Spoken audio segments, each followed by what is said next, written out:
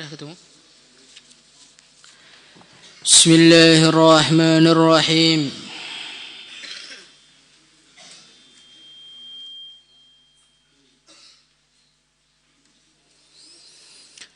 Thawabus sawmi, pahalanya puasa.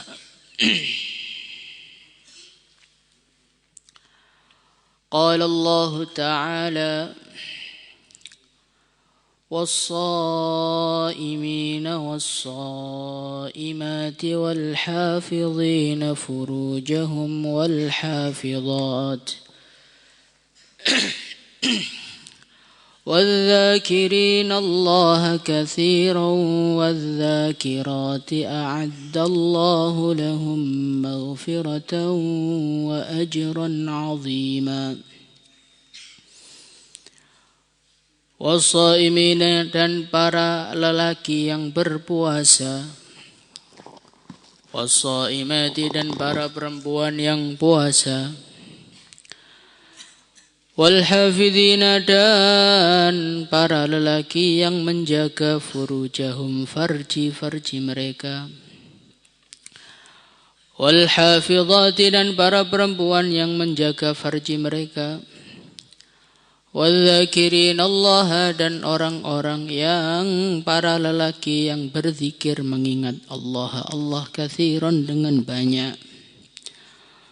Wadzakirati, dan para wanita yang mengingat Allah Subhanahu wa ta'ala.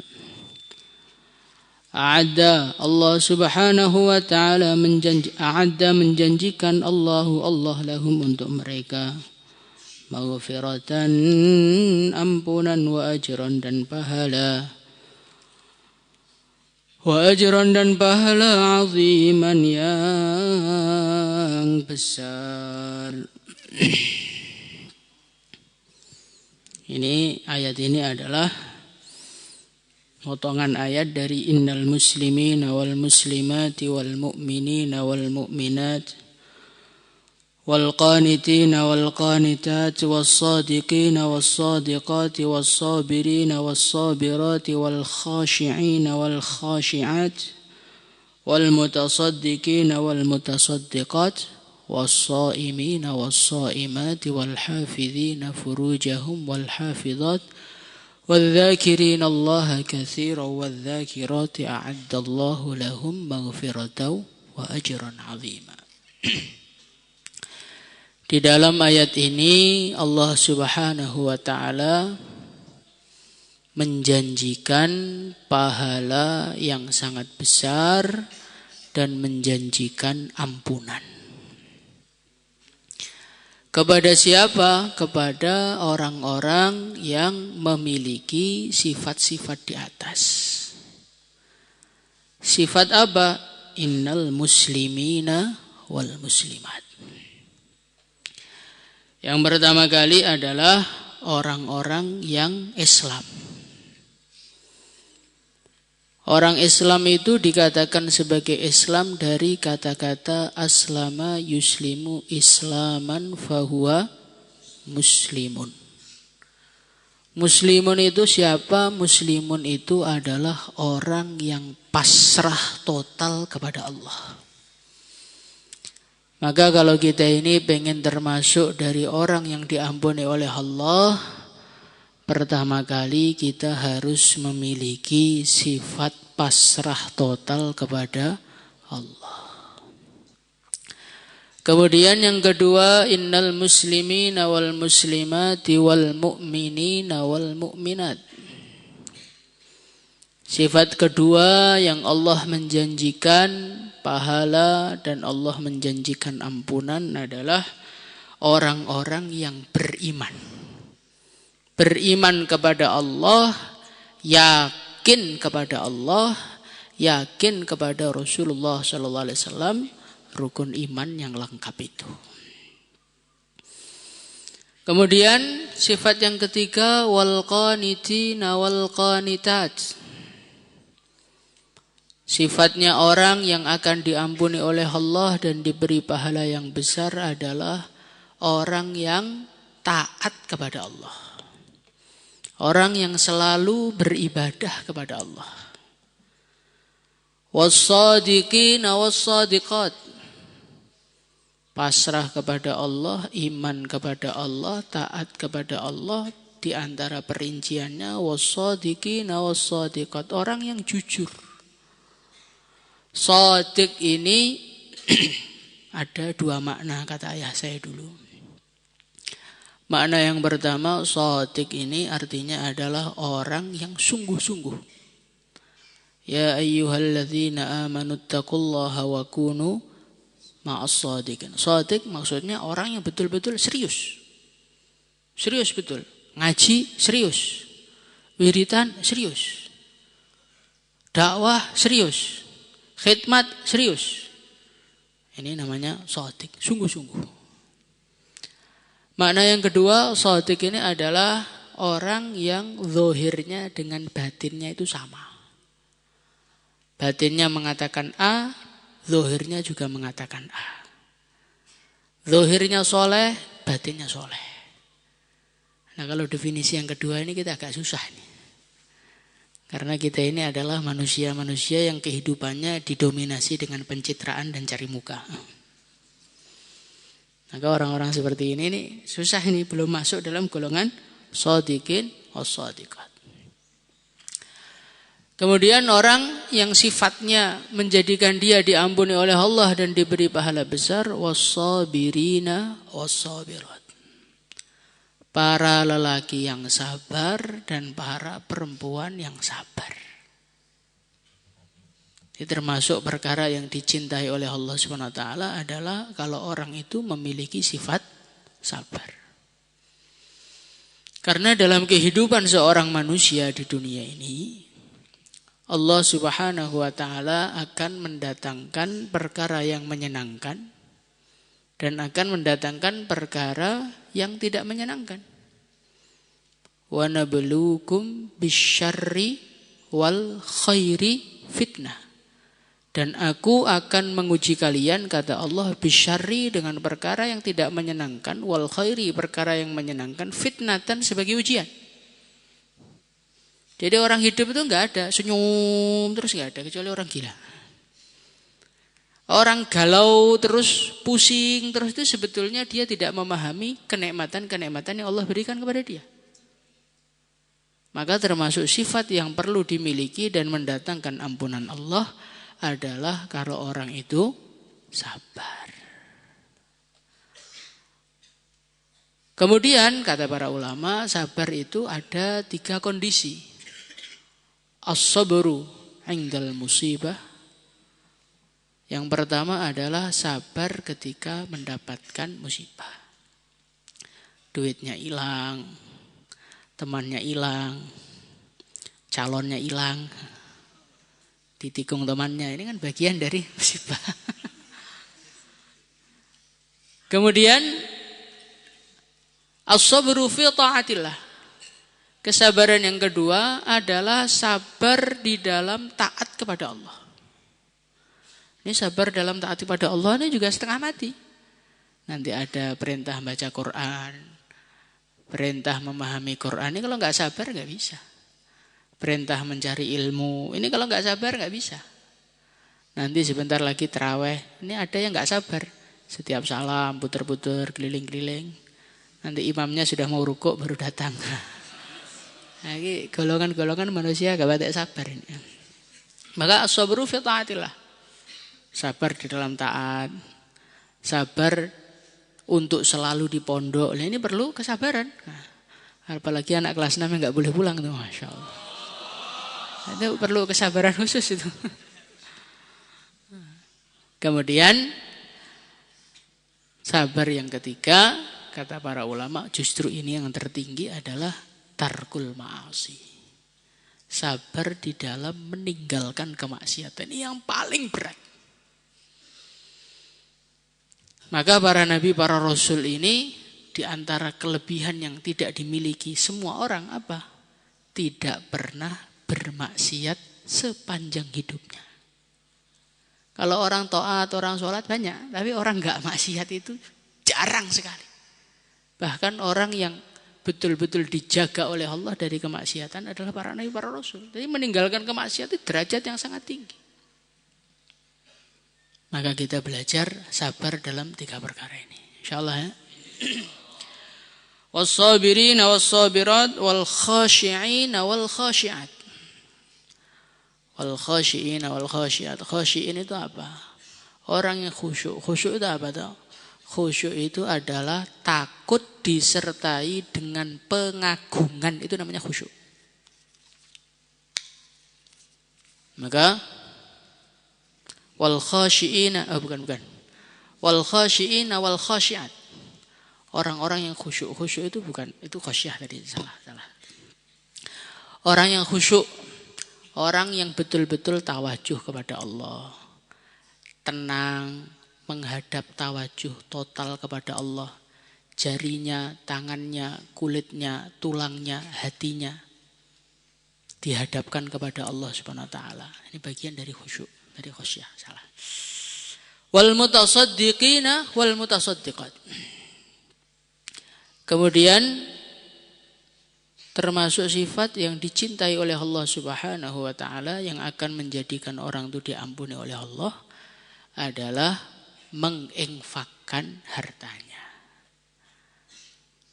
Maka dalam Al-Qur'an ayat yang lain ulaika humul muflihun itu siapa? Wa mimma razaqnahum yunfikun. Termasuk sifat yang dicintai Allah itu apa? Apa yang Allah berikan kepada kamu, sebagian kamu berikan kepada orang lain. Sebagian kamu berikan. Sedekah itu yang paling bagus walladzina idza anfaqu lam yusrifu wa lam yaqturu. Sedengan, tidak terlalu banyak, tidak terlalu sedikit. Kalau uang kamu cuman 50.000, 20.000 ngisi kotak amal 2.000 ya masih pantas lah. Tidak terlalu sedikit juga tidak terlalu banyak. Tapi kalau uang kita 500 juta terus cuma sedekah 50.000 lah itu belum sedengan itu. Itu masih bagian dari terlalu sedikit. Kadang-kadang orang itu kan melihat sedekah itu melihat nominal. Jangan melihat nominal, tapi lihatlah persentase keuangan kita keseluruhannya. Kalau melihat nominal ya orang miskin sedekah dia nggak akan pernah dianggap hebat. Karena duitnya ya paling 100.000, 200.000, infaknya 10.000, 20.000, siapa yang akan mengira itu infak yang besar? Tapi kalau diprosentase dengan seluruh hartanya, itu sudah 10% dari hartanya. Itu sudah 20% dari hartanya. Maka kita belajar infak. Insyaallah. Bulanan kita datang. Langsung yang dipikir apa? Ya pertama bayar bulanan dulu lah. Itu karena perkara yang wajib kan. Bayar bulanannya. Nanti ada uang jajannya. Uang jajan harus langsung dialokasikan mulai awal. Saya mau sedekah berapa ini? Kalau bisa 1/3 luar biasa. Kalau tidak bisa harus tetap ada wa mimma razaqnahum yunfikun. Harus ada yang diinfakkan. Terus was-shaimina was-shaimat. Ini termasuk sifat yang menjadikan orang diampuni oleh Allah Subhanahu wa taala adalah kalau orang itu berpuasa. Puasa itu banyak tingkatannya. Puasanya orang awam, menjaga mulutnya, menjaga perutnya, jangan sampai mulutnya kemasukan makanan, kemasukan minuman, kemasukan rokok. Itu puasanya orang awam. Menjaga diri dari makanan dan segala mubtilatus shaum. Perkara yang membatalkan puasa itu puasanya orang awam. Nanti ada puasanya orang khusus. Orang khusus itu yang puasa bukan hanya perutnya saja. Mulutnya berpuasa dari menggunjing orang, mulutnya berpuasa dari mencaci orang. Telinganya berpuasa dari mendengarkan gunjingan. Matanya berpuasa. Nah, ini puasanya orang khusus. Ada lagi puasanya khasul khas. Puasanya orang yang super khusus. Nah, puasanya orang super khusus itu apa? Berpuasa dari makhluk. Maksudnya mulutnya enggak makan, perutnya enggak makan, mulutnya nggak gunjing orang, telinganya, matanya, semua. Dan termasuk hatinya tidak ingat selain Allah. Dia berpuasa dari memikirkan uang. Dia berpuasa dari memikirkan teman-temannya. Dia berpuasa dari memikirkan bisnisnya. Pokoknya makhluk hilang semua, anaknya, istrinya, saudaranya. Wis kabeh hilang, sing eneng Gusti Jedha yaitu Gusti Allah. Itu namanya puasanya orang yang super khusus. Nah, kita belajarnya yang puasa awam aja kadang-kadang bolong.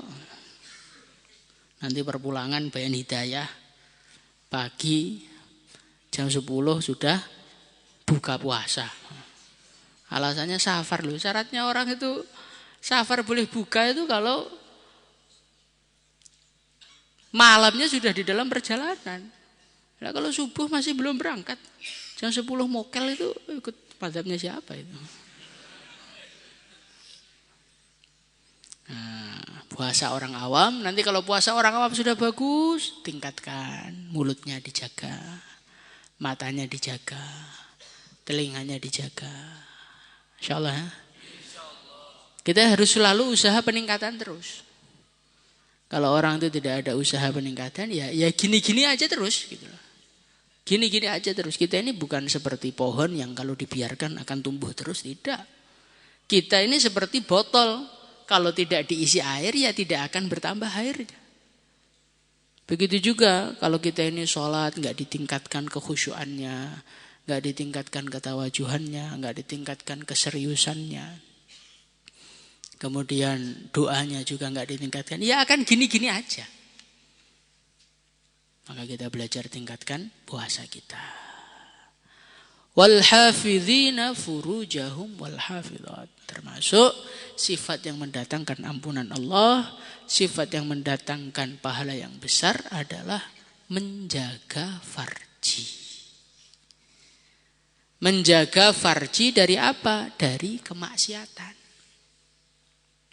Bagaimanakah cara menjaganya? Jauhkan dirimu dari perkara-perkara yang meningkatkan hawa nafsu kita.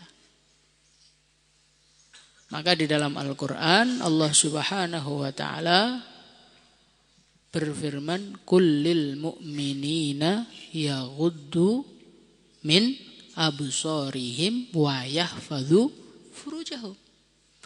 Kullil mu'minin, katakan kepada orang-orang beriman, kullil mu'minina yaghuddu min absarihim, hendaknya mereka menundukkan pandangan mereka. Terusannya wa yahfadhu furujahum, dan suruh menjaga farji. Menjaga farji oleh Allah disebutkan setelah menjaga mata, menjaga pandangan. Ini menunjukkan apa? Menunjukkan pandangan ini merupakan satu perkara yang sangat kuat hubungannya dengan farji kita. Karena apa yang kita lihat akan dilaporkan di otak, apa yang masuk di dalam otak akan dilaporkan di dalam hati, hati kemudian memerintah farji. Terusnya kan gitu. Maka kalau kita ini mau menjaga diri dari kemaksiatannya farji, pertama matanya dijaga. Kalau orang itu yang dilihat tanah, kan karena tundukkan pandangan, apa ya, ada kepikiran aneh-aneh. Kepikiran aneh-aneh itu gara-gara lihat iklan. Gara-gara lihat wanita yang bukan mahramnya, bukan istrinya. Gara-gara membicarakan wanita. Gara-gara mendengarkan omongan mengenai wanita. Ya akhirnya kita jadi kepikir untuk menindaklanjuti apa yang kita lihat dan apa yang kita bicarakan. Jadi manusia begitu. Orang itu senang bola ya pertama karena melihat, dari melihat langsung kepikiran, dari pikiran terus pengen main bola, kan begitu. Orang suka motor ya pertama lihat motor, berbicara mengenai motor, fadilahnya motor, lama-lama pengen punya motor. Nah, begitu juga farji ya sama aja gitu. Selagi kita ini tidak menjaga mata kita, tidak menjaga telinga kita dan mulut kita dari perkara yang memicu urusan farji, ya tidak akan pernah kita bisa mengendalikan farji kita. Oh, enggak apa-apa Pak, saya cuma lihat-lihat aja kok. Ya sekarang enggak apa-apa. Tapi nanti ketika nafsumu telah terpicu, idza qama dzakarur rajuli dzahaba thulutsa aqlihi. Orang tuh kalau nafsunya sudah naik, 2/3 akalnya itu hilang. Maka penjagaannya, status sebagai ustadznya, status tahasusnya, status kubronya hilang semua. Demi untuk mewujudkan, menunaikan hawa nafsu yang sedang memuncak tadi. Maka orang itu jangan pernah mencoba-coba bermain-main dengan nafsu. Dengan cara jaga matanya, jaga telinganya, jaga mulutnya. Insyaallah ya. Kemudian dalam ayat ini wal hafizina furujahum wal hafizat disebutkan oleh Allah setelah puasa. Ini ada menunjukkan satu adanya hubungan antara menjaga farji dengan puasa. Dan itu dikuatkan dalam hadisnya Rasulullah sallallahu alaihi wasallam, man istata'a minkumul ba'a fal yatazawwaj. Siapa yang ada kemampuan untuk menikah, maka silahkan menikah. Karena itu lebih menjaga kepada farji dan lebih menundukkan pandangan. Siapa yang enggak mampu fa'alaihi bisyam. Kalau enggak mampu nikah, enggak bisa ngerawat keluarga, maka hendaknya puasa. Karena puasa itu akan memutuskan hawa nafsu. Walaupun kita lihat yang aneh-aneh, kalau kelaparan enggak bisa ngapa-ngapain kan. Maka wasaimin wasaimat terusannya wal hafidhina furujahum wal hafidat. Ini menunjukkan ada satu hikmah antara puasa dengan menjaga farji, ini ada hubungannya. Kemudian wal hafidhin wal hafidat terusannya wadzakirinallaha katsiran wadzakirat. Jadi puasa itu termasuk bagian dari menjaga farji. Kemudian wadzakirinallaha katsiran wadzakirat ini juga bagian dari di antara caranya untuk menjaga farji adalah dengan kita ini banyak zikir kepada Allah. Jangan kan orang itu ingat Allah, ingat gurunya saja itu loh, itu maksiat jadi mikir. Ingat gurunya saja itu maksiat jadi mikir. Maka dalam Al-Quran, walaqad hammat bihi wa hamma biha laula ar-ra'a burhana rabbi. Nabi Yusuf alaihi salatu wassalam digoda oleh Zulaikha, seorang wanita yang tercantik di zaman itu. Kira-kira. Kok kira-kira kan saya nggak lihat. Kemudian menggodanya di istana raja, yang mana nggak ada seorang pun yang akan mengurusnya, itu nggak ada. Wes pokoknya maksiat bebas, apalagi tuan rumahnya mengajak. Ini bagaimana besarnya godaan saat itu. Bagaimanakah cara Allah menyelamatkan Nabi Yusuf agar tidak tergoda oleh Zulaikha? Laula ar-ra'a burhana rabbi. Saat Zulaikha menggoda Nabi Yusuf, Allah menampakkan wajahnya Nabi Yakub di hadapan Nabi Yusuf. Jadi orang itu ngelihat guru, ingat guru. Ingat gurunya saja itu enggak jadi maksiat. Apalagi ingat Allah. Maka wal hafizina furujahum terusannya wal hafizat. Jadi puasa bagian dari penjagaan farji. Kemudian zikir itu juga bagian dari penjagaan farji. Maka lihat santri-santri yang nakal, yang enggak tertib, maksiat dan lain sebagainya. Dimulai dari mana? Dimulai dari tidak ikut istighosah. Tidak ikut haid hirzi. Wiritan enggak terjaga, maksiat, setan godaannya lebih besar. Ketika setan godaannya besar, kita enggak punya benteng zikir, ya sudah. Kita akan mudah bermaksiat. Naudzubillah. Maka dari itu, ini bulan Ramadan, puasanya yang sungguh-sungguh, zikirnya yang sungguh-sungguh, biar di antara faedahnya farji kita dijaga oleh Allah. Sehingga kita menjadi orang yang taat, orang yang terhindar dari segala maksiat. A'addallahu lahum maghfiratan wa ajran 'azima. Allah menjanjikan orang yang punya sifat-sifat di atas ini akan diampuni dan diberi pahala yang banyak, pahala yang agung. Semoga sifat-sifat ini Allah berikan kepada kita. Salatullah salam